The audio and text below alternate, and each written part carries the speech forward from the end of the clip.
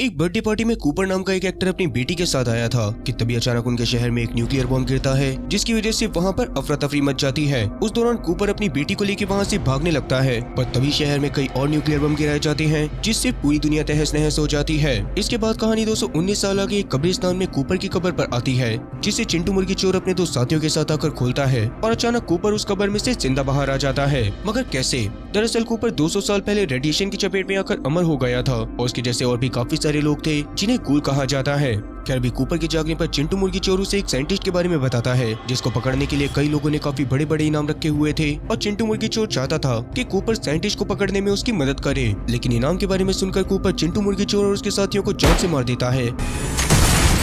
और साइंटिस्ट को ढूंढने के लिए अकेले ही निकल जाता है। उसे ढूंढते हुए अगले दिन तक कूपर एक ब्लैक मार्केट में पहुंच गया था, जहां वो साइंटिस्ट एक लड़की लूसी और एक बूढ़ी औरत से बात कर रहा था। उसे देखकर कूपर उससे कहता है, मैं तुम्हारे ही जैसे साइंटिस्ट को ढूंढ रहा हूँ। इतना बोलकर कूपर साइंटिस्ट के पैर में गोली मारकर उसके पैर के चिथड़े उड़ा देता है और जब आसपास मौजूद लोग कूपर पर हमला करते हैं तो कूपर एक एक करके उन्हें भी गोलियों से भून देता है, जिस बीच उस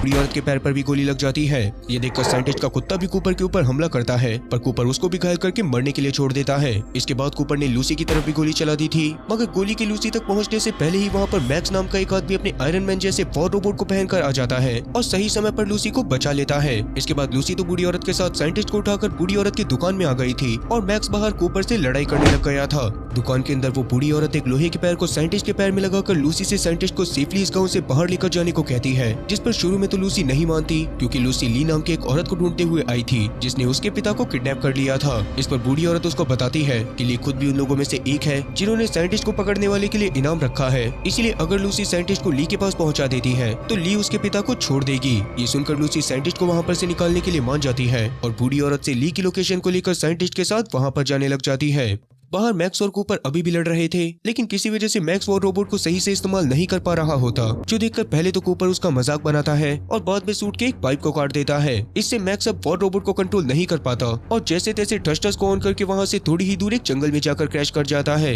इधर कूपर के साइंटिस्ट को चारों तरफ ढूंढने पर भी उसे साइंटिस्ट नहीं मिलता, क्योंकि अब तक लूसी साइंटिस्ट को वहाँ से काफी दूर लेकर जा चुकी थी। पर तभी कूपर को साइंटिस्ट के कुत्ते के कराने की आवाज आती है, जो किस्मत से कूपर के हमले के दौरान बच गया था, जो देखकर कूपर कुत्ते को बूढ़ी औरत की दुकान में ले जाकर एक इंजेक्शन से सही करता है और साइंटिस्ट को ढूंढने के लिए कुत्ते के साथ निकल पड़ता है। वहीं लूसी घायल साइंटिस्ट को लेकर एक रेगिस्तानी इलाके के पास आ गई थी, लेकिन ज्यादा खून बह जाने के कारण साइंटिस्ट अब चलने की हालत में नहीं होता और लूसी को बताता है कि मैं जल्दी ही मरने वाला हूँ, जिसके बाद तुम मेरे सर को काट कर ली के पास ले जाना, क्योंकि मेरे सर के पीछे इस सदी का सबसे बड़ा एक्सपेरिमेंट है, जिसे मैं लैब से चुरा कर अपने कुत्ते के साथ वहाँ से भाग गया था और दुनिया भर के लोग उसे ही ढूंढ रहे हैं। ये सुनकर लूसी को कुछ भी समझ तो नहीं आता, मगर उस साइंटिस्ट के मरने के बाद उसके सर को काट लेती है और रात में एक जगह पर बैठकर उसे ध्यान से देखने लगती है, जिस दौरान ही साइंटिस्ट की गर्दन के पीछे वो डिवाइस चमकता है, जिसकी मदद से लूसी अपने पिता को वापस ला सकती थी। अब वैसे 3 दिन पहले के समय तक लूसी धरती के नीचे मौजूद बंकर वॉल्ट 33 में अपने भाई नॉर्मन और अपने पिता हैंक के साथ सेफली रहती थी और वो बंकर्स न्यूक्लियर वॉर होने से पहले कंपनी ने ह्यूमैनिटी को बचाने के लिए जगह जगह पर बनाए थे, जहाँ पर आज भी रूल्स मौजूद थे और वहाँ रहने वाले लोग नॉर्मल इंसानों की तरह रहते थे,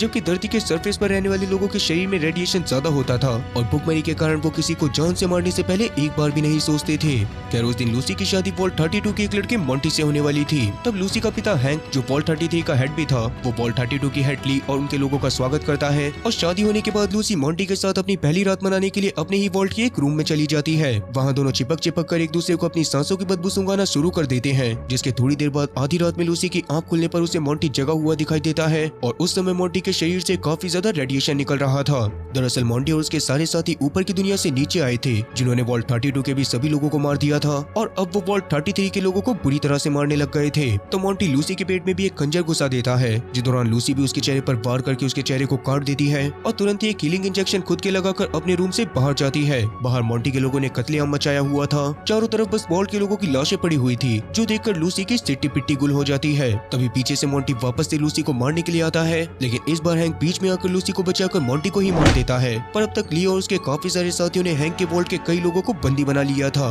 उनके बदले में ली हैंक को उसके साथ चलने के लिए कहती है, जिसके लिए हैंक मजबूरन मान जाता है और लूसी को एक रूम में बंद कर देता है ताकि लूसी उसके पीछे न आए। उस दौरान ली लूसी से कहती है कि तुम बिल्कुल अपनी माँ की तरह दिखती हो। ये सुनने के बाद तो लूसी के होश उड़ जाते हैं और ली अब उसके सामने ही हैंक को लेकर बाहर की दुनिया में चली जाती है। जिसके थोड़ी देर बाद जब वॉल्ट 33 के बचे हुए सारे लोग मीटिंग करते हैं तो लूसी उनसे कहती है कि हमें ऊपर जाकर हैंक को बचाना चाहिए, मगर ये वॉल्ट में रहने वाले लोगों के रूल्स के खिलाफ था, इसीलिए सब लोग मना कर देते हैं, जिससे लूसी को बहुत ज्यादा गुस्सा आता है। मगर वो किसी भी हालत में ली को ढूंढकर हैंक को बचाना चाहती थी, इसलिए वो अपने भाई नॉर्मन और नॉर्मन के दोस्त चैड की मदद से जैसे तैसे वॉल्ट से बाहर निकल ही जाती है। प्रेजेंट टाइम में लूसी अगली सुबह आगे बढ़ते हुए एक तालाब के पास पहुंचती है, जहां एक हिरन देखकर लूसी उसे घास खिलाने लग गई थी, पर तभी तालाब से एक बहुत ही बड़ा जानवर उस हिरन को पानी में खींचकर मार देता है, जिसके बाद वो लूसी के ऊपर हमला करके उसे भी तालाब में खींचने लग गया था। तब लूसी जैसे तैसे खुद को बचा लेती है, लेकिन वो जानवर साइंटिस्ट के सर को पानी में ले जाता है और उतने में ही वहाँ पर कूपर भी पहुंचकर लूसी को बंदूक के पिछले हिस्से से मारते हुए पूछता है कि साइंटिस्ट का सर कहाँ पर है। इस पर लूसी कहती है, मैंने तो वो खो दिया। भाई साहब, आप एक बात बताओ, ऐसी औरतों को बेल्ट से नहीं मारना चाहिए। खैर अभी के लिए कूपर पास में मौजूद जानवर के अंडों को देखकर समझ जाता है कि तालाब में रहने वाला जीव गल्पर नाम का एक जानवर है, जिसकी प्रजाति के ऊपर भी रेडिएशन का असर होने की वजह से वो इतने ज्यादा खतरनाक हो गए थे कि वो इंसानों तक का शिकार कर सकते थे। तो साइंटिस्ट के सर को गल्पर से हासिल करने के लिए कूपर लूसी को एक चारे की तरह इस्तेमाल करता है, लेकिन जैसे ही गल्पर लूसी को मारने के लिए पानी के बाहर आता है, वैसे ही साइंटिस्ट का कुत्ता लूसी को बचाने के लिए गल्पर के ऊपर हमला कर देता है, जिसकी वजह से गल्पर वहाँ पर से भाग गया था। ये देखकर तो कूपर का भी दिमाग खराब हो जाता है, पर फिलहाल के लिए वो लूसी के गले में रस्सी डालकर उसे खींचता हुआ अपने साथ कहीं पर लेकर जाने लग जाता है। इधर जंगल में मैक्स अपने वॉर रोबोट को सही करने की कोशिश में लगा होता है कि तभी अचानक उसके वॉर रोबोट में से एक ऑफिसर की आवाज आती है, जो टिम नाम के आदमी से बात करना चाहते थे। उस आवाज को सुनकर मैक्स घबराते हुए कहता है कि मैं टिम बात कर रहा हूँ और मेरा गुलाम मैक्स मारा गया है। इतना बोलकर मैक्स कम्युनिकेशन डिवाइस को तोड़ देता है और वॉर रोबोट के खराब हुए पार्ट को रिपेयर करवाने के लिए ब्लैक मार्केट में चला जाता है। अब वैसे वो वॉर रोबोट मैक्स के लिए नहीं बल्कि उसके मालिक टिम के लिए बनाया गया था। वो दोनों ही ब्रदरहुड ऑफ स्टील नाम की एक आर्मी का हिस्सा थे, जहां मैक्स अपने जैसे कई और लोगों के साथ वॉर रोबोट चलाने वाले लोगों का गुलाम बनने की ट्रेनिंग ले रहा था। पर वहां उसके शरीफ होने के कारण बाकी लड़के उसे बहुत ज्यादा परेशान करते थे। वहाँ दोस्त के नाम पर मैक्स के पास सिर्फ टेन थी, जिसको ही पहले मैक्स की जगह पर टिम का गुलाम बनने के लिए चुना गया था। लेकिन अगले दिन ट्रेनिंग से पहले किसी ने डेन के जूते में ब्लेड रख दिया था, जिससे डेन घायल हो गई थी और उसी वजह से वो पोस्ट मैक्स को दे दी गई थी। उसी समय पर ब्रदरहुड ऑफ स्टील के लीडर फिलिक्स को साइंटिस्ट के भागने के बारे में पता चलता है और टिम के साथ मैक्स को साइंटिस्ट को ढूंढने के लिए भेज देता है। इस दौरान मैक्स का मालिक टिम मैक्स को अपने पैरों की जूती की तरह ट्रीट कर रहा था, जिससे मैक्स को गुस्सा तो आता है, लेकिन शुरू में वो कुछ भी नहीं कहता। थोड़े समय बाद वो लोग एक गुफा के पास पहुंचते हैं, जहां से अचानक एक भालू निकलकर टिम पर हमला कर देता है, जिससे टिम और उसके सूट की हालत खराब हो चुकी थी, जो देखकर मैक्स भालू को शूट करके जान से मार देता है। पर इसके बावजूद टिम मैक्स को गालियां देते हुए कहता है, कुत्ते तूने गोली चलाने में इतनी देर क्यों लगा दी? चल अब जल्दी से मुझे हीलिंग इंजेक्शन लगा। इस समय वैसे तो मैक्स टिम को इंजेक्शन लगाने ही वाला था, मगर टिम की उल्टी सीधी बातों को सुनकर वो चुपचाप साइड में बैठकर टिम का खून बहते हुए देखने लग जाता है और कहता है, मैं थारे पाँव की जूती ना। उसी वजह से टिम की मौत हो जाती है और मैक्स उस सूट को खुद ले लेता है। क्या अभी प्रेजेंट टाइम में जब मैक्स अपने वॉर रोबोट के पार्ट को सही करवाने के बाद अपने वॉर रोबोट के पास वापस आता है, तो उसे अपने वॉर रोबोट के पास कुछ लुटेरे उसके साथ छेड़छाड़ करते हुए दिखाई देते हैं, जिन्हें देखकर मैक्स तुरंत ही उन लोगों के साथ लड़ाई करना शुरू कर देता है। उस दौरान वो सारे के सारे मिलकर मैक्स के ऊपर भारी पड़ने लग जाते हैं, पर तभी किस्मत से मैक्स का सूट ओपन हो जाता है और मैक्स तुरंत ही उसके अंदर जाकर एक आदमी का खोपड़ा पकड़कर उसको फोड़ देता है। ये देखकर तो बाकी सब लुटेरों की फट के 4 से 64 हो जाती है और वो तुरंत ही वहाँ पर से भाग जाते हैं। तभी अचानक मैक्स की नजर आसमान में ब्रदरहुड ऑफ स्टील के एक हेलीकॉप्टर के ऊपर पड़ती है, जिससे मैक्स के लिए नया गुलाम भेजा गया था। उस गुलाम के उतरने से पहले मैक्स जल्दी से अपने सूट को पहन लेता है, क्योंकि वो गुलाम मैक्स को देखते ही पहचान जाता और ऐसे में मैक्स के लिए मुसीबत खड़ी हो जाती। मैक्स के नए गुलाम का नाम थेडियस था, जो कैंप में उसको बहुत ज्यादा परेशान करा करता था, पर फिलहाल के लिए वो सूट के सामने आकर घुटनों पर बैठ जाता है और वादा करता है कि मैं आपकी गुलामी पूरी ईमानदारी के साथ करूंगा। तो मैक्स को थेडियस की हालत देखकर काफी ज्यादा मजा आता है, पर फिलहाल के लिए वो उसके साथ आगे बढ़ते हुए उस जगह पर पहुंच गया था जहाँ पर साइंटिस्ट की कटी हुई बॉडी पड़ी थी। उस सर कटी बॉडी को देखने के बाद मैक्स समझ जाता है कि पक्का उस साइंटिस्ट के सर में कोई ना कोई राज छुपा है। इसी वजह से वो उस सर को ढूंढने के लिए थेडियस के साथ आगे बढ़ते हुए गल्पर वाले तालाब के पास पहुंच जाता है, जिस दौरान वो लोग पैदल ही तालाब को क्रॉस करने की कोशिश कर रहे थे और तब अचानक से गल्पर ने मैक्स के ऊपर हमला कर दिया था। ये देखकर थेडियस तुरंत ही साइड में जाकर अपने पास मौजूद एक बंदूक की मदद से गल्पर को शूट करने लग जाता है, जिससे अब गुस्से में आकर गल्पर मैक्स को छोड़ते हुए थेडियस की तरफ बढ़ने लग गया था। अब वो थेडियस को आधा निकल चुका था, मगर एकदम सही टाइम पर मैक्स थेडियस को पकड़कर उसे जबरदस्ती खींचने लग जाता है, जिस समय गल्पर की चिपचिपी चीप भी थेडियस के शरीर के साथ चिपकी हुई थी और अभी मैक्स से ज्यादा जोर लगाने की वजह से गल्पर की जीभ टूट जाती है और वो उल्टी करके मर जाता है। इस दौरान साइंटिस्ट का कटा हुआ सर भी गल्पर के शरीर से बाहर आ जाता है, जिससे वहीं पर मौजूद साइंटिस्ट का कुत्ता चाटने लग गया था। उस सर को देखकर मैक्स और थेडियस बहुत ज्यादा खुश होकर उसे अपने पास रख लेते हैं। और वहीं कूपर अभी भी लूसी को अपने साथ लेकर आगे बढ़ता जा रहा था। उस दौरान जब वो एक जगह पर अपनी बोतल से पानी पी रहा होता है तो लूसी भी उससे पानी मांगती है, मगर कूपर उसे पानी नहीं देता क्योंकि अभी के टाइम पर पीने का पानी भी बहुत ज्यादा कीमती था। तभी कूपर की नजर 200 साल पुराने बंकर के एडवर्टाइजमेंट के ऊपर पड़ती है जिसपे कूपर की फोटो लगी थी, क्योंकि कूपर की बीवी खुद भी बंकर बनाने वाली कंपनी में ही वर्क करा करती थी और उसने ही उस समय पर कूपर से बंकर का एडवर्टाइजमेंट करने को कहा था। फिर अभी कूपर लूसी को लेकर एक हॉस्पिटल में आ जाता है जहाँ पर कूपर जैसा एक और गूल मौजूद था जो कूपर को देखते ही उससे बेचैन होकर एक ट्रक मांगने लगता है, क्योंकि असल में गूल्स को अपने आप को कंट्रोल करने के लिए एक ट्रक की जरूरत पड़ती थी, वरना वो आदमखोर बन जाएंगे। पर फिलहाल के लिए कूपर उस गूल के भेजे में गोली मारकर उसे मौत की नींद सुला देता है और उसके मांस को खाने लग जाता है, जो देखकर लूसी को घिन आ रही थी। इसके बाद वो दोनों आगे बढ़ते हुए एक खंडर गाँव में आ जाते हैं जहाँ लूसी एक गंदे बर्तन में पानी देखकर उसको पीने लग जाती है और उसके अगले पल ही कूपर को धक्का देकर वहाँ पर से भागने की कोशिश करती है। पर तब कूपर अपने पास मौजूद एक रस्सी को फेंककर उसको पकड़ लेता है, जिस दौरान कूपर के लूसी के पास जाने पर लूसी ने कूपर की उंगली को मुंह से काटकर अलग कर दिया था, जिससे गुस्से में आकर कूपर लूसी की भी एक उंगली काट देता है और बाद में उसे एक रोबोट की दुकान पर ले जाकर बेच देता है। असल में कूपर के पास भी उसका ड्रग खत्म हो चुका था और अभी लूसी को बेचकर उसे कई दिनों के लिए ड्रग मिल जाता। तब कूपर को ड्रग देने से पहले दुकान में मौजूद रोबोट लूसी को चेक करने के लिए अपने साथ एक मेडिकल रूम में लेकर जाता है, जहाँ सबसे पहले तो उसने उसकी कटी हुई उंगली को सही कर दिया था, जिसे देखकर लूसी को लगता है कि शायद अब वो अच्छे लोगों के पास आ गई है। पर असल में लूसी को सही करने के बाद वो रोबोट लूसी के शरीर को काटकर उसके सारे ऑर्गन्स निकालने वाला था, जिस बारे में समझ आते ही लूसी उल्टा उस रोबोट के ऊपर हमला करके उसको ही बर्बाद कर देती है और अंदर बैठे उस रोबोट के दोनों मालिकों को भी बंदूक दिखाकर अपने कब्जे में ले लेती है। उन लोगों ने लूसी के अलावा वहाँ पर और भी काफी सारे लोगों को कैद करके रखा हुआ था, जिन्हें देखकर लूसी उन दोनों से बाकी सबको भी फ्री करने को कहती है और तब वो लोग डर के मारे ऐसा कर देते हैं। पर अभी भी उन लोगों ने मार्था नाम के एक गूल को फ्री नहीं करा था, जिस पर लूसी उसे भी फ्री करने को कहती है। लेकिन मार्था के फ्री होते ही वहाँ पर मौजूद काफी सारे ज़ॉम्बी भी फ्री हो जाते हैं, जो गुस्से में सीधा उन दोनों ओनर के पास आकर उन्हें मारकर खा जाते हैं। इस दौरान अभी अभी फ्री हुई मार्था भी लूसी के ऊपर हमला करने वाली थी, लेकिन उससे पहले ही लूसी उसको शूट करके खत्म कर देती है और वहाँ पर से बाहर आकर कूपर को देखती है, जो ट्रक खत्म हो जाने की वजह से जमीन पर पड़ा पगला रहा था। अब वैसे लूसी इस समय पर उसको मार सकती थी, लेकिन लूसी उसे न मारकर उसके सामने कुछ ट्रक की बोतलें रखते हुए वहाँ पर से निकल जाती है। जिसके बाद जब कूपर ट्रक से नॉर्मल हो जाता है तो दुकान के अंदर जाकर दुकान के अंदर मौजूद ट्रक का पूरा स्टॉक ही लूट लेता है और बाद में खुश होकर वहीं मौजूद एक टीवी में अपनी पुरानी मूवी को देखते हुए अपने पुराने दिनों को याद करने लगता है। दूसरी तरफ रात में थेडियस और मैक्स एक जगह पर आराम करने के लिए रुके थे, जहाँ थेडियस पर भरोसा करके मैक्स उसे अपनी सारी सच्चाई बता देता है। लेकिन थेडियस तो सच्चाई जानने के बाद मैक्स को मारने की कोशिश करने लग गया था, क्योंकि वो जानता था कि जब ब्रदरहुड वालों को मैक्स की हरकत के बारे में पता चलेगा तो वो मैक्स को मार देंगे और थेडियस उसका साथ देकर उसके साथ तो नहीं मरना चाहता था। ये देखकर मैक्स थेडियस का पैर रोबोट से कुचलकर तोड़ देता है, जो देखकर थेडियस ने वॉर रोबोट का पावर फ्यूजन ही निकाल दिया था, जिससे वॉर रोबोट को पावर मिलती थी और उसके बिना वॉर रोबोट बस एक टीन का डब्बा था, जिसमें से अब ना तो मैक्स बिना किसी की मदद के बाहर आ सकता है और ना ही अपनी बॉडी को मूव कर सकता है। इसी बात का फायदा उठाकर मैक्स वहाँ पर से साइंटिस्ट का सर और वो पावर फ्यूजन लेकर चला जाता है। अब इसके अगले दिन वॉर रोबोट पे कई सारे बड़े बड़े म्यूटेटेड कॉकरोच मैक्स को खाने के लिए आ गए थे, मगर उनके मैक्स को नुकसान पहुंचाने से पहले ही वहाँ पर लूसी पहुंचकर कॉकरोच को मार देती है और क्योंकि वो पहचान गई थी कि पहले मैक्स ने उसकी जान बचाई थी, इसीलिए वो मैक्स को वॉर रोबोट से बाहर भी निकाल देती है। तो मैक्स उसको अपने बारे में सब कुछ बताता है और सब जानने के बाद लूसी फैसला करती है कि पहले वो लोग थेडियस को ढूंढकर साइंटिस्ट के सर को हासिल करेंगे और बाद में ली के पास जाकर हैंक को छुड़वाएंगे। इस पर मैक्स भी मान जाता है और वो लोग वॉर रोबोट को वहीं पर छोड़कर थेडियस को ढूंढने के लिए आगे निकल पड़ते हैं। उस दौरान रास्ते में मैक्स लूसी को बताता है कि एक बार मेरे शहर पर कुछ लोगों ने बॉम्ब गिराया था, जिस वक्त मेरी जान एक वॉर रोबोट चलाने वाले बंदे ने बचाई थी और उसके बाद से ही मैं हमेशा उसकी तरह बनना चाहता था। ये सुनने के बाद लूसी भी उसको वॉल्ट की दुनिया के बारे में बताती है, जहाँ के लोगों को हिंसा बिल्कुल भी पसंद नहीं थी और वो लोग बंकर में ही फसल उगाकर अपने खाने पीने का जुगाड़ करा करते थे। वैसे अभी के लिए लूसी को ये बात भी समझ में नहीं आ रही होती कि वॉल्ट 33 वाले लोगों ने उसके भाई नॉर्मन और नॉर्मन के दोस्त चैड को उसे भगाने के लिए न जाने कौन सी सजा दी होगी। इसी बारे में बात करते हुए वो दोनों एक पटरी के पास पहुंच जाते हैं, जहां सामने से बबलू बाईपास और गुड्डू गलतफहमी नाम के दो छपरी आ रहे थे, जिन्हें देखकर मैक्स समझ जाता है कि वो लोग पक्का पटरी को क्रॉस करते हुए उन दोनों को गोली मारने की कोशिश करेंगे। हालांकि लूसी को ऐसा नहीं लगता, पर इसके बावजूद वो मैक्स के साथ संभल कर आगे बढ़ने लगती है और अब जैसे ही बबलू बाईपास उन दोनों के ऊपर गोली चलाने वाला होता है तो मैक्स तुरंत लूसी की बंदूक को लेकर बबलू बाईपास और गुड्डू गलतफहमी दोनों की गलतफहमी मिटा देता है। इस बीच मैक्स के कंधे पर भी एक गोली लग गई थी, जो देखकर लूसी अब उसके साथ जल्दी जल्दी आगे बढ़ना शुरू कर देती है और वो दोनों थोड़ी ही देर में शेडी सैंड्स नाम के एक गांव में पहुंचते हैं, जो मैक्स का वही गांव था जिस पर न्यूक्लियर वॉर के बाद कुछ लोग रहा करते थे,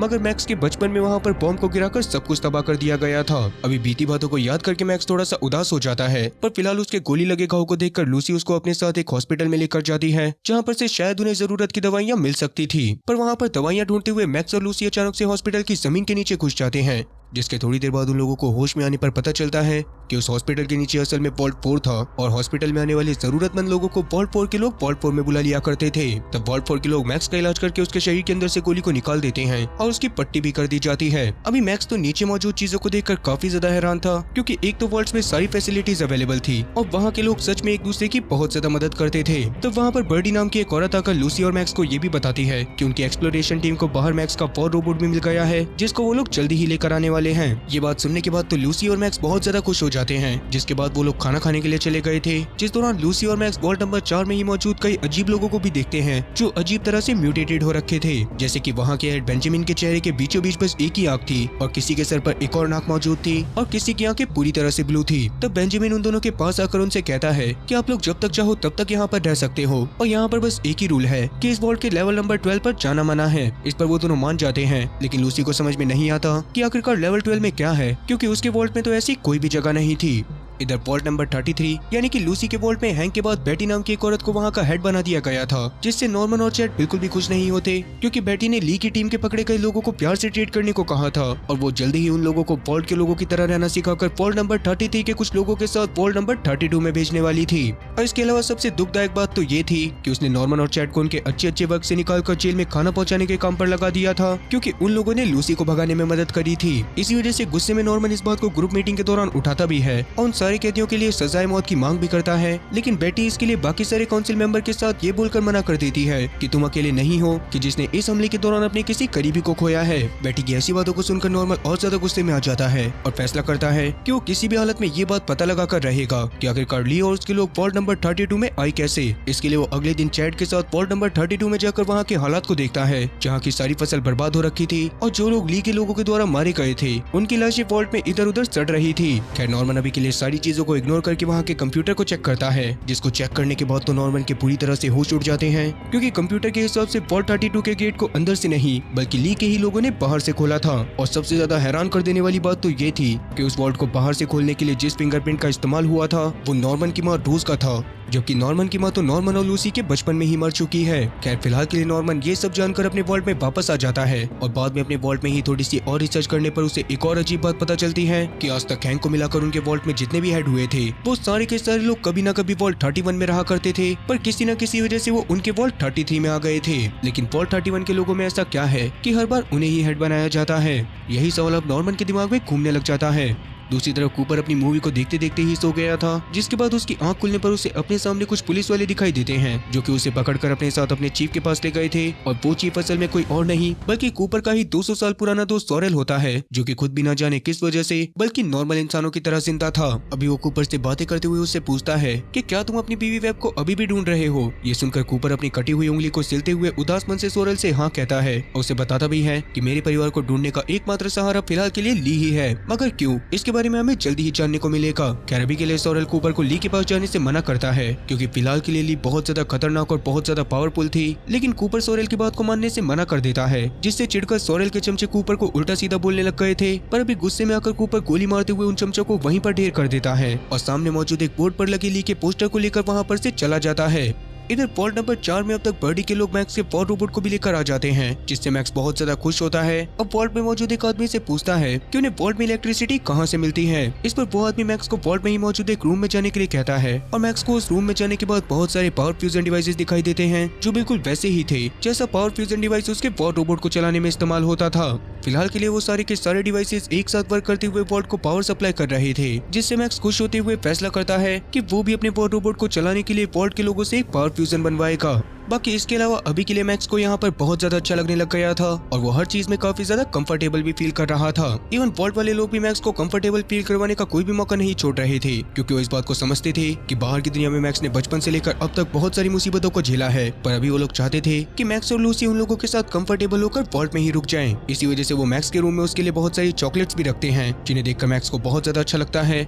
और अभी के लिए वो नहाने धोने के बाद अपने रूम में मजे से बैठकर टीवी देखने लग जाता है। उसी वॉल्ट में लूसी फिलहाल के लिए घूमते हुए वॉल्ट के स्कूल में जाती है, जहाँ पर लूसी को मैक्स के शहर का मॉडल दिखाई देता है जिसको सन 2277 में ब्लास्ट कर दिया गया था। और ये बात याद आने के बाद लूसी को मैक्स के लिए बहुत ज्यादा बुरा लगता है। इसके बाद वो स्कूल एरिया से बाहर जाकर वॉल्ट के लोगों से घुलने मिलने की कोशिश करने लग जाती है, जिस दौरान उसे सभी लोग कहीं पर जाते हुए नजर आ रहे थे। और तब एक डॉक्टर से बात करके लूसी को पता चलता है कि वॉल्ट के सारे लोग आज अपने भगवान की पूजा करने के लिए जाने वाले हैं। ये सुनकर लूसी भी उनके पीछे जाती है और वॉल्ट के सारे लोग एक हॉल में इकट्ठा होकर अपने कपड़े चेंज करने के बाद एक औरत की फोटो की पूजा करने लग जाते हैं। और वो औरत कोई और नहीं बल्कि खुद ली थी। इसका मतलब कि ये लोग ली के कल्ट का हिस्सा थे, जो जानने के बाद लूसी का तो दिमाग खराब हो जाता है और वो समझ जाती है कि पक्का लेवल 12 में कुछ न कुछ तो बहुत ही खतरनाक होगा। इसलिए वो तुरंत ही मैक्स के पास जाकर उसे वहाँ पर से जल्दी से चलने को कहती है। लेकिन जैसा कि मैक्स वहाँ पर काफी ज्यादा खुश था, इसलिए फिलहाल के लिए वो लूसी की बातों पर ज्यादा ध्यान नहीं देता। इससे गुस्से में लूसी सबसे पहले तो लेवल 12 में मौजूद राज के बारे में पता करने के लिए वहाँ पर चली जाती है, जो जगह असल में एक लैब थी, जहाँ जाके लूसी को काफी सारे जानवरों और ह्यूमंस के बॉडी पार्ट दिखाई देते हैं जिनके ऊपर रिसर्च चल रही थी।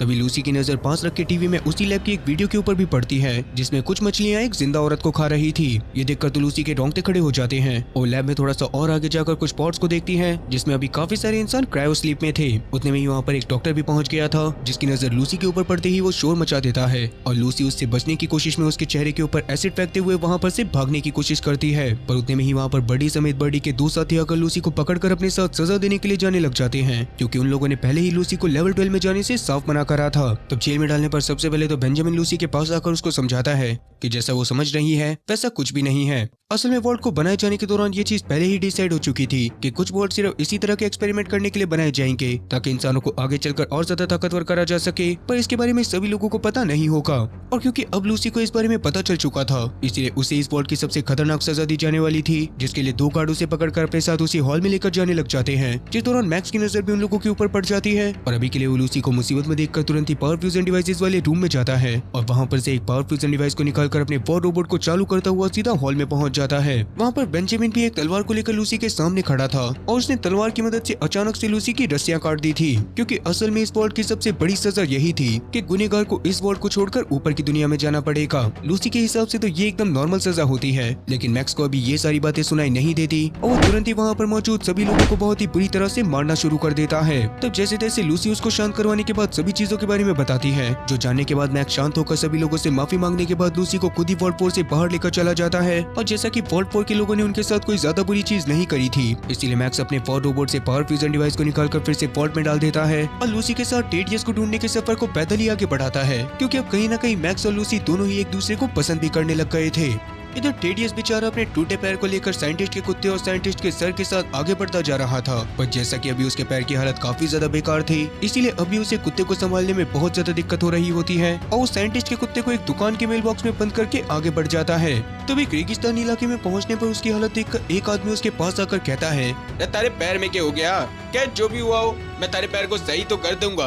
पर तारे पिटारे में जो चीज मने पसंद आई वो चीज तने मने देनी पड़ेगी। अपना पैर सही होने की बात सुनकर टेडियस इसके लिए मान जाता है और डॉक्टर टेडियस को एक टूटे फूटे घर में ले जाकर एक इंजेक्शन लगाता है, जिससे टेडियस का पैर हाथों हाथ सही हो गया था। इसके बाद फीस के तौर पर वो डॉक्टर टेडियस से टेडियस के पास मौजूद मैक्स के वॉर रोबोट का पावर फ्यूजन डिवाइस लेकर चला जाता है और टेडियस भी वहाँ पर से एक रेडियो सेंटर के पास जाकर अपने ऑर्गेनाइजेशन वालों के पास अपनी लोकेशन पहुँचा देता है, जो बस थोड़ी ही देर में उसको लेने के लिए आने वाले थे। दूसरी तरफ वॉल्ट 33 की जेल में अचानक आज खाना खा के ली के सारे साथी मारे जाते हैं, जिससे वॉल्ट में मौजूद कुछ लोग जिन्हें अपनों के मरने का बहुत ज्यादा दुख था वो तो खुश होते हैं, लेकिन बेटी इस बात से गुस्से में थी और उसे लग रहा था कि ये सब नॉर्मन का किया हुआ है, मगर नॉर्मन के खिलाफ कोई सबूत ना हो पाने के कारण वो उसको कुछ भी नहीं कहती। और तब नॉर्मन वॉल्ट नंबर 31 में जाकर पता करने की कोशिश करता है कि वहाँ पर क्या है, मगर वहाँ जाने के बाद तो उसका मुंह डब्बे की तरह खुल जाता है, क्योंकि असल में उस वॉल्ट में कोई इंसान नहीं बल्कि ह्यूमन ब्रेन से चलने वाला एक रोबोट था। तब वो रोबोट नॉर्मन से उसकी आइडेंटिटी पूछता है और जब नॉर्मन उसको बताता है कि मैं हैंक का बेटा हूँ, तो रोबोट उसको अपने साथ आगे की तरफ बहुत सारे क्रायो स्लीप चैम्बर की तरफ लेकर चला जाता है, जिसमें पिछले 200 सालों से कुछ खास लोगों को जिंदा रखा गया था ताकि आगे चलकर उन लोगों को एक एक करके वॉल्ट का हेड बनाया जा सके।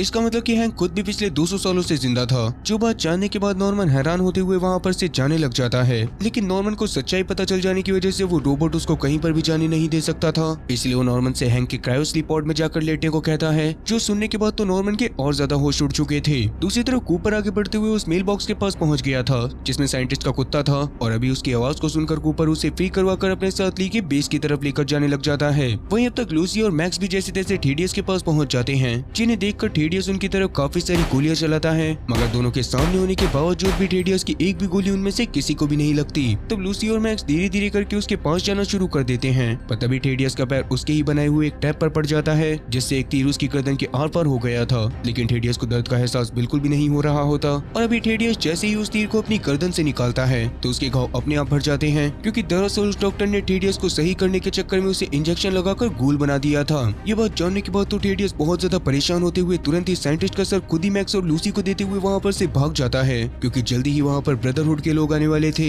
जिन्हें गूल से सख्त नफरत थी और अगर उन्हें टीडीएस के गूल होने के बारे में पता चल जाता तो वो लोग उसे तुरंत जान से मार देते। तभी मैक्स को आसमान में ब्रदरहुड का हेलीकॉप्टर दिखाई देता है, जिसे देखकर मैक्स को सोचते हुए साइंटिस्ट के सर को लूसी को देकर उसे ली के पास लेकर जाने को कहता है और खुद पास में ही मौजूद एक लाश के सर को काटकर उसके चेहरे को भी काट देता है ताकि वो ब्रदरहुड के लोगों का समय बर्बाद कर सके और लूसी उतने में ली के पास पहुंचकर हैंक को फ्री करवा ले। ये सुनकर लूसी इमोशनल होते हुए सबसे पहले तो मैक्स को किस करती है और फिर थोड़ा ही दूर मौजूद ली के बेस की तरफ जाने लग जाती है। इसके कुछ मिनट बाद ही मैक्स को भी ब्रदरहुड वाले हेलीकॉप्टर की मदद से फिलिक्स के पास लेकर चले जाते हैं, जहाँ फिलिक्स को नकली साइंटिस्ट के सर को देखकर मैक्स के धोखे के बारे में पता चल जाता है, इसलिए वो वॉर रोबोट्स पहने बंदों से उसे मारने के लिए कहता है। लेकिन मैक्स के पास खुद को बचाने का भी एक रास्ता था, इसलिए वो फिलिक्स से कहता है कि मैं जानता हूँ कि वो सर कहाँ पर है। ये बात सुनने के बाद तो फिलिक्स शांत हो गया था और उसी समय पर डीन भी फिलिक्स से मैक्स को छोड़ने की रिक्वेस्ट करने लग गई थी, जिसके बारे में थोड़ा सा सोचने के बाद फिलिक्स सीधा मैक्स और अपनी पूरी आर्मी के साथ ली के बेस की तरफ जाने लग जाता है, क्योंकि असल में उसे ये बात पता थी कि फिलहाल के लिए साइंटिस्ट के सर के पीछे मौजूद डिवाइस की मदद से पूरी की पूरी दुनिया ही जीती जा सकती है।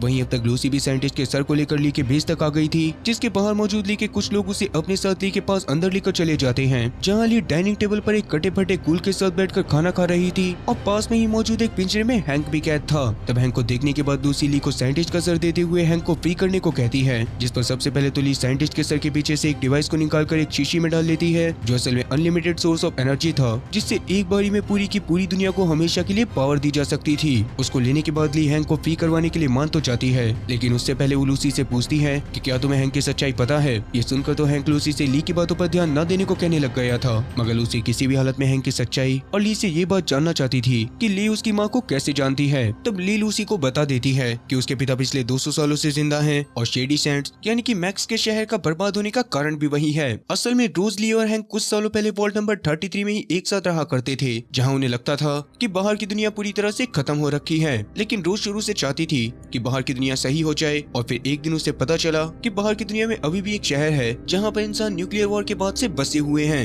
हैंक को तो इस बारे में पहले से पता था, इसीलिए शुरुआत में उसने रोज से ये बात छुपाने की कोशिश करी और ये बात भी छुपाई कि हैंक खुद 200 सालों से जिंदा है। लेकिन रोज को इस बारे में पता चलने पर वो वॉल्ट से बाहर निकलकर शेडी सैंड्स में आ गई, जो न्यूक्लियर वॉर के बाद नॉर्मल इंसानों का सरफेस पर पहला गाँव था। पर रोज के वहाँ पर आने वाली बात हैंक को पसंद नहीं आई और उसने शेडी सैंड्स को बर्बाद करने के लिए वहाँ पर न्यूक्लियर बॉम्ब गिरा दिया, जिससे किस्मत से बस मैक्स को छोड़कर पूरे गाँव में रहने वाले सारे लोग मारे गए। ये बात सुनने के बाद तो लूसी के पैरों तले जमीन खिसक जाती है और तभी ली उसके सामने बातों का एक और बम फोड़ते हुए बताती है कि लूसी के सामने बैठी कटी फटी कूल ही असल में लूसी की माँ रोज है। वो उस समय पर न्यूक्लियर रेडिएशन की वजह से कूल बन गई थी। जो बात सुनने के बाद लूसी रोने लग जाती है और उतने में ही ली के बेस के बाहर ब्रदरहुड के लोग पहुंचकर ली के लोगों के ऊपर हमला कर देते हैं और बाहर मौजूद सभी लोगों को जान से मारने के बाद अंदर आ जाते हैं। लेकिन अंदर कूपर पहले ही पहुंच गया था, जो तुरंत ही ब्रदरहुड के लोगों के ऊपर हमला करने लग जाता है, क्योंकि असल में कूपर इस बात को जानता था कि ली तो एक बहुत ही नेक दिल और अच्छी इंसान है जो दुनिया को खत्म होने से बचाना चाहती है। दरअसल 219 साल पहले कूपर बहुत ज्यादा खुश होकर अपनी बीवी वेब के कहने पर वॉल्ट्स की एडवर्टाइजमेंट जोरों शोरों से कर रहा था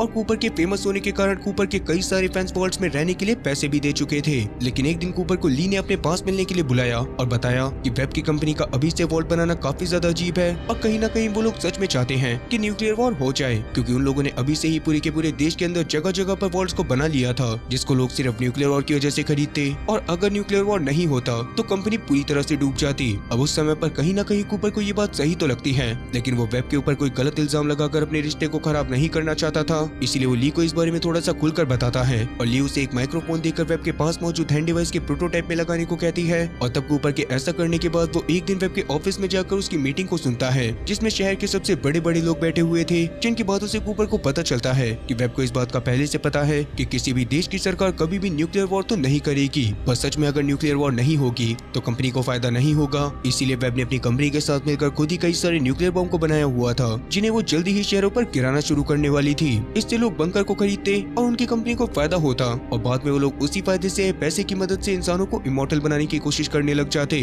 असल में वेब का मेन प्लान ये भी था कि वो मीटिंग में मौजूद सभी लोगों को क्रायो स्लीप में भेजकर धरती के पूरी तरह से सही होने के बाद जगाएगी, जिसके बाद वो लोग बंकर में रहने वाले लोगों के साथ अर्थ की सरफेस पर जाकर वहाँ पर अपनी सरकार बनाएंगे और पूरे अर्थ को अपने हिसाब से कंट्रोल करेंगे। कूपर ये सारी बातें सुनने के बाद पूरी तरह से दंग रह जाता है, पर उसी समय पर वेब को पता चल गया था कि उसकी बातें कूपर भी सुन रहा है। उसी वजह से वो तुरंत ही अपने असिस्टेंट हेनरी को कूपर के पास भेजती है, जो कि असल में कोई और नहीं बल्कि प्रेजेंट टाइम में लूसी का पिता हैंक था और उसने हेनरी से अपना नाम चेंज करके हैंक रख लिया था। हैंक वेब का असिस्टेंट होने की वजह से उसके प्लान में पूरी तरह से शामिल था और अगर वो जिंदा है तो वेब भी जिंदा होगी, जिसकी लोकेशन के बारे में प्रेजेंट टाइम में बस हैंक जानता था, क्योंकि असल में सभी वॉल्ट्स की मेन हेड आज भी वेब ही है। इसीलिए प्रेजेंट टाइम में कूपर ली के पास ली के लिए नहीं बल्कि हैंक के लिए आया था और उसे अपने पिता के ऊपर बहुत ज्यादा गुस्सा भी आ रहा था। जिस दौरान ली उसको बताती है कि हमें अर्थ को सही करने के लिए पहले तो सारे के सारे पावर सोर्स को पूरी तरह से सही करना पड़ेगा, जो बताने के बाद ली साइंटिस्ट के द्वारा बनाए गए डिवाइस को एक मशीन के अंदर रखती है, जिससे पूरे अर्थ की पावर सही होने लग जाती है। इधर तक मैक्स भी लूसी के पास पहुंचकर सबसे पहले तो हैंक को फ्री करवा देता है, क्योंकि उसे लग रहा था कि शायद ली लूसी को धोखा देकर हैंक को फ्री नहीं करने वाली। तब हैंक फ्री होते ही तुरंत ही वहाँ पर से नीचे की तरफ भाग जाता है और ऊपर मौजूद लूसी बहुत ही भरे मन के साथ मैक्स को बताती है कि असल में उसके शहर को बर्बाद करने वाला इंसान कोई और नहीं बल्कि उसके पिता हैंक ही थे। ये बात सुनने के बाद तो मैक्स को बहुत ज्यादा गुस्सा आ गया था, पर फिलहाल के लिए वो कुछ कर पाता उससे पहले ही हैंक वहाँ पर मैक्स के पॉड रोबोट को पहनकर आ जाता है और मैक्स को बेहोश कर देता है। तब गुस्से में लूसी ने हैंक के ऊपर ही बंदूक तान दी थी, पर फिलहाल के लिए वो उसके ऊपर गोली नहीं चला पाती और उतने में ही वहाँ पर कूपर पहुंचकर हैंक से वेब के बारे में पूछने लग जाता है, लेकिन हैंक उसको भी कोई जवाब न देकर वहाँ पर से चला जाता है और अभी उसके वॉर रोबोट में होने की वजह से कूपर उसका पीछा भी नहीं कर सकता था। उतने में ही नीचे से ली बहुत ही घायल हालत में ऊपर की तरफ आती है, जो कि जल्दी ही मरने वाली थी, पर उसके मरने से पहले कूपर लूसी को कहता है कि हमें जल्दी से जल्दी हैंक के पीछे जाना पड़ेगा ताकि मैं अपने परिवार को ढूंढ सकूं और तुम उससे अपने सवालों के जवाब ले पाओ। तब लूसी भी इस पर मान जाती है, क्योंकि वो इस बात को भी जानती थी कि जल्दी ही यहाँ पर मैक्स के और भी काफी सारे साथी आ जाएंगे, जो उनके ऊपर भरोसा न करके उन्हें तुरंत ही जान से मार देंगे और ऐसे में मैक्स को भी दिक्कत हो जाएगी। इसलिए अब लूसी सबसे पहले तो अपनी बंदूक की मदद से रोज को शूट करके जान से मार देती है, क्योंकि वो अपनी माँ को इस दर्द में नहीं देख पा रही थी। और उसके बाद वो कूपर उस साइंटिस्ट के कुत्ते के साथ हैंक को ढूंढने के लिए आगे की तरफ चल पड़ती है। इधर ली की बिल्डिंग में थोड़ी देर बाद मैक्स की आंख खुलने पर उसके सामने ली बहुत ही घायल हालत में पड़ी हुई थी और पास में ही मौजूद एक बहुत ही बड़ी मशीन के अंदर साइंटिस्ट का बनाया हुआ डिवाइस भी रखा हुआ था, जिसे देखने के बाद ली मैक्स को समझाती है कि ब्रदरहुड वाले कभी भी उस डिवाइस का अच्छे कामों के लिए इस्तेमाल नहीं करेंगे, इसी वजह से दुनिया को बचाना ना बचाना तुम्हारे हाथ में है।